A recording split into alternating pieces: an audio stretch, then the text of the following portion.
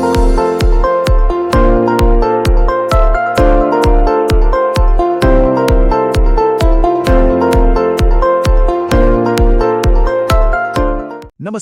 भारतीय न्याय संहिता यानी बीएनएस भारत के नए क्रिमिनल लॉ की बुनियाद है। पर क्या हर नुकसान पहुंचाने वाला काम एक क्राइम होता है? कानून कब ये कहता है कि हाँ, कुछ हुआ तो है लेकिन ये अपराध नहीं है? तो आइए इसी दिलचस्प सवाल की तह तक चलते हैं। जरा सोचिए, कोई पूरी सावधानी से अपना काम कर रहा है और फिर भी कुछ गलत हो जाता है, तो क्या उस इंसान को अपराधी मानकर जेल भेज देना चाहिए? ये सवाल ना हमें सीधे कानून की सबसे गहरी बात तक ले जाता है। इसका जवाब एक बहुत पुराने कानूनी सिद्धांत में छिपा है, एक्टिस नॉन फैसिट्रियम निसी मैन सिट्रिया। अरे, सुनने में थोड़ा मुश्किल लग सकता है, लेकिन इसका मतलब बहुत सीधा सा है। किसी को अपराधी ठहराने के लिए सिर्फ उसका काम ही काफी नहीं, उसकी नीयत, उसकी मंशा भी गलत होनी चाहिए। इसी को कहते हैं दोषी मन या मेंस रिया।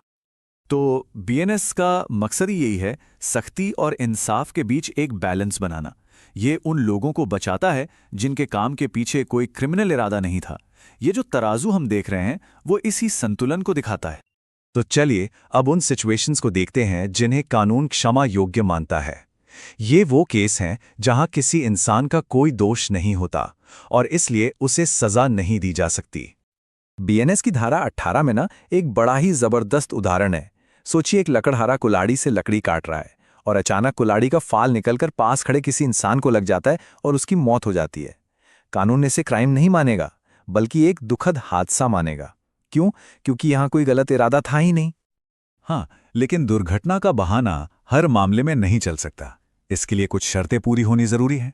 काम लीगल होना चाहिए, उसे सही तरीके से किया जा रहा हो और सबसे जरूरी, पूरी सावधानी बरती गई हो। अगर इनमें से एक भी शर्त पूरी नहीं हुई तो फिर ये बचाव काम नहीं करेगा।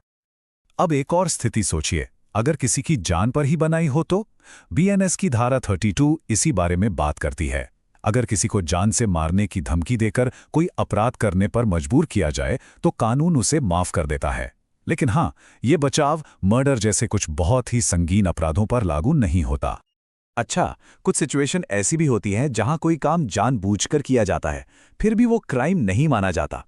इन्हें कहते हैं न्याय संगत कार्य, यानी ऐसी स्थितियां जहां कोई नुकसान पहुंचाने वाला काम करना एक जरूरी मजबूरी बन जाता है।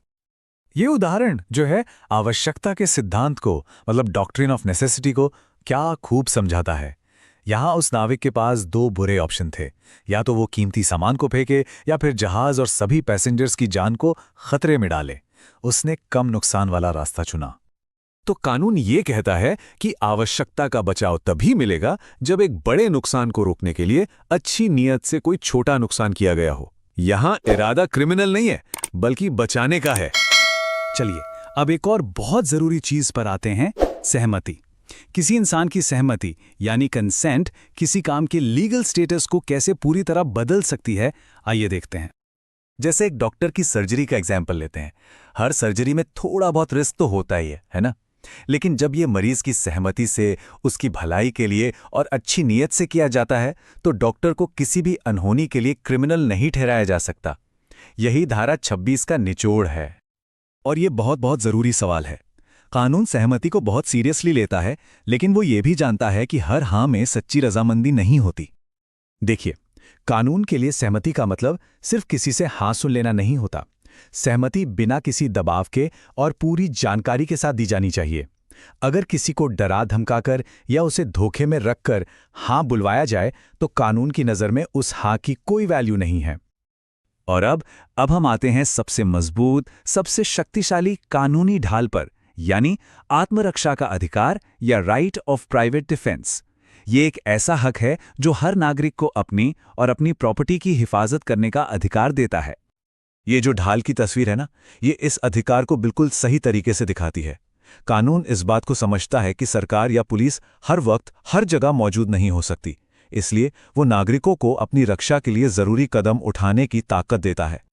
पर सवाल ये है कि ये अधिकार कितना बड़ा है, कहां तक जाता है? ये स्लाइड उन गंभीर हालात को साफ साफ बताती है जहां कानून आत्मरक्षा में किसी हमलावर की जान लेने तक की इजाजत देता है। जब शरीर पर मौत या रेप जैसा खतरा हो, या फिर प्रॉपर्टी पर डकैती या रात में घर में घुसने जैसा हमला हो, तो जानलेवा बल का इस्तेमाल भी जायज माना जाता है।